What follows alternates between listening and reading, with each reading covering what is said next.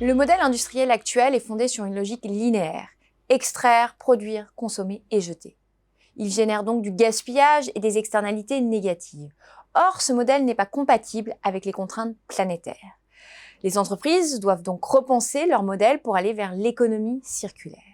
L'ADEME l'a définit comme un système économique d'échange et de production qui, à tous les stades du cycle de vie des produits, vise à augmenter l'efficacité de l'utilisation des ressources et à diminuer l'impact sur l'environnement, tout en développant le bien-être des individus. Le passage vers ce modèle impose des changements structurels pour l'industrie, puisque c'est l'ensemble de l'organisation industrielle et du modèle économique de l'entreprise qui est à questionner. Cette approche systémique nécessite de questionner la finalité de l'entreprise, avoir une approche territoriale pour mettre en place les boucles d'économie circulaire, repenser les produits en travaillant sur le choix des matériaux, avec notamment la recherche d'alternatives aux matières pétrosourcées et à la possibilité de recycler ces matières à la fin de vie du produit. Sur les fonctionnalités du produit, afin de supprimer celles qui sont inutiles et réduire les étapes de fabrication.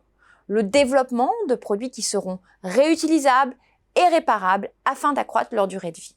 La conception de produits modulaires pour faciliter la réparation, le réemploi et le tri. La réduction des consommations de matières et de ressources.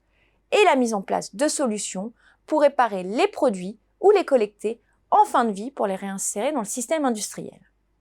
Il convient également de travailler sur les emballages pour réduire le volume en supprimant les emballages inutiles, en utilisant des emballages réutilisables et en choisissant des matières recyclables. L'économie circulaire présente de nombreux bénéfices sur le plan environnemental et social, notamment parce que la création de filières de réparation, de collecte et de recyclage va créer de nombreux emplois locaux.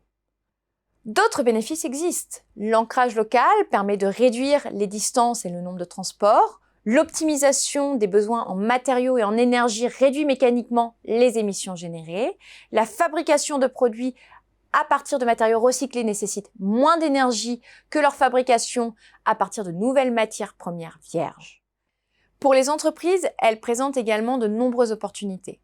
Créer de nouveaux modèles économiques autour de l'usage des produits, de la maintenance, des services associés aux produits et de la réutilisation.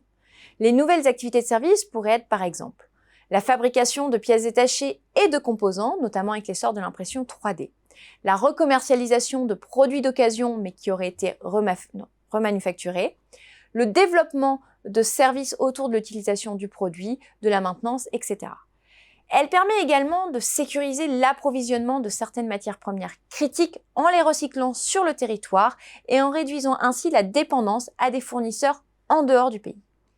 Elle permet également de mieux maîtriser le cycle de vie des produits et l'impact des activités.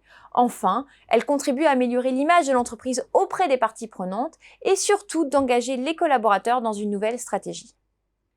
L'économie circulaire présente de nombreux avantages et sera clé pour atteindre nos objectifs environnementaux.